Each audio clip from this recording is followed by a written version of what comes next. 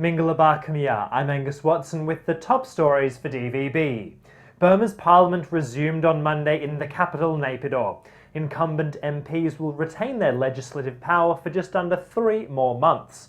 That's despite pro-democracy leader Aung San Suu Kyi's party securing a majority in historic polls last week. A handful of items remain on the legislative agenda for a post-election assembly that retains full power, despite the result stripping the chamber of any popular mandate that it might have had.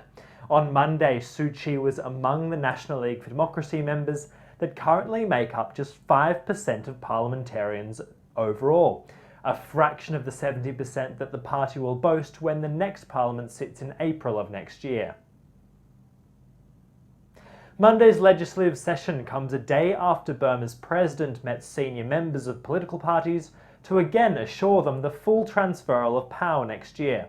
At the offices of the Rangoon Regional Parliament, Thein Sein said that the transition would be smooth and peaceful.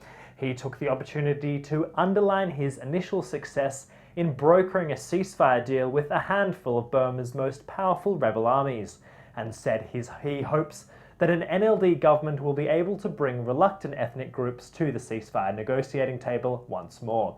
That mission should sit well with the NLD's insisted goal of national reconciliation. Student leaders on hunger strike have said that they are considering an appeal by Aung San Suu Kyi to call off their protest. Jailed education reform activist Thein Sein has now refused to eat for just under 600 hours. He and fellow hunger striker Myo Myat San were hospitalised last week, shortly after a third man, Pyo Dana, was admitted to Rangoon General Hospital. The trio on Saturday were visited at the hospital by NLD executive Thein, who passed on Suu Kyi's request. The students are demanding the release of all political prisoners in Burma.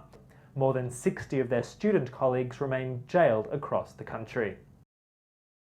Fierce fighting continues between government forces and rebels, the Shan State Army North, in Mongshu Township.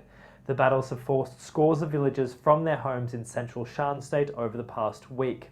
Displaced families have been arriving in the town of Lashio, about 120 kilometres from the fighting, since the 10th of November. Organisers at the local monastery in Lashio say the shelter is quickly running out of room.